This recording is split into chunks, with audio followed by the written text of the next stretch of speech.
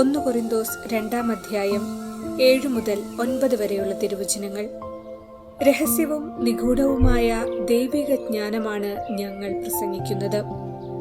അത് നമ്മുടെ മഹത്വത്തിനായി യുഗങ്ങൾക്ക് മുൻപ് തന്നെ ദൈവം നിശ്ചയിച്ചിട്ടുള്ളതുമാണ്.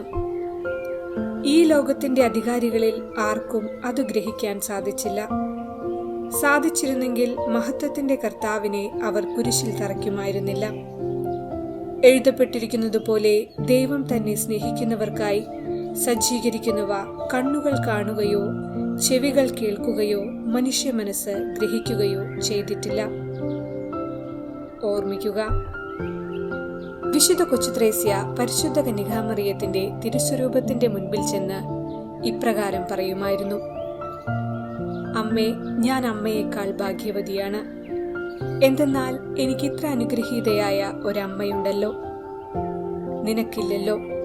വിശുദ്ധ ഡൊമിനിക് സാവിയോ പരിശുദ്ധ കന്യകാമറിയത്തോട് ഇങ്ങനെ അപേക്ഷിക്കുന്നു: ഓ മറിയമേ, എനിക്കെല്ലായ്പ്പോഴും നിന്റെ പുത്രനായിരിക്കണം.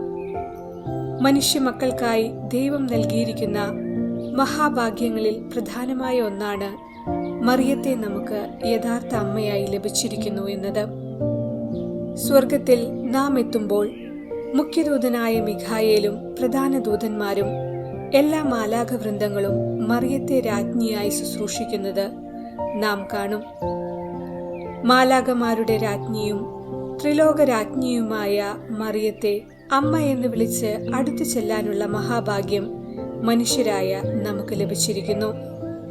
എനിക്കും ഈശോയ്ക്കും ഒരേ അമ്മ എന്ന സത്യം നാം നേരിൽ കണ്ടനുഭവിക്കും. ദൈവം മനുഷ്യമക്കൾക്ക് നൽകിയ മറ്റൊരു ഭാഗ്യമാണ് മാലാഖമാർ ആരാധിക്കുന്ന ദിവ്യകാരുണ്യം മനുഷ്യമക്കൾക്ക് ഭോജനമായി നൽകപ്പെട്ടിരിക്കുന്നു. അടുത്ത ഭാഗ്യം മിശിഹായുടെ തിരുമുറിവുകളെ മാലാഖമാർ വന്ദിക്കുമ്പോൾ മനുഷ്യമക്കൾക്ക് അവയിൽ ഭാഗഭാഗിത്വം ലഭിച്ചിരിക്കുന്നു എന്ന വസ്തുതയാണ്. ഓരോ സഹനവും മിശിഹായുടെ തിരുമുറിവിലുള്ള ഭാഗഭാഗിത്വം സമ്മാനിക്കുന്നു. അടുത്ത ഭാഗ്യം സ്വർഗത്തിൽ നാം ഉത്തിതനായ മിശിഹായോടുകൂടെ അവിടുത്തെ സിംഹാസനത്തിലായിരിക്കുമെന്നതാണ്. അപ്പോൾ മാലാഖമാർ ശുശ്രൂഷകരായിരിക്കും.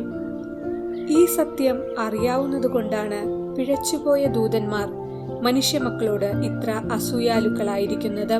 പിശാചുകൾ മനുഷ്യമക്കൾക്ക് ലഭിച്ചുകൊണ്ടിരിക്കുന്ന ഈ ഭാഗ്യം എങ്ങനെയും നശിപ്പിക്കുവാൻ അവസരം നോക്കി ചുറ്റി സഞ്ചരിക്കുമ്പോൾ സത്യം തിരിച്ചറിഞ്ഞ് നാം ശത്രുവിന്റെ കുടിലതന്ത്രങ്ങളെ നേരിടുവാൻ വേണ്ട കൃപയ്ക്കായി ഒരുങ്ങാം. പ്രാർത്ഥിക്കാം.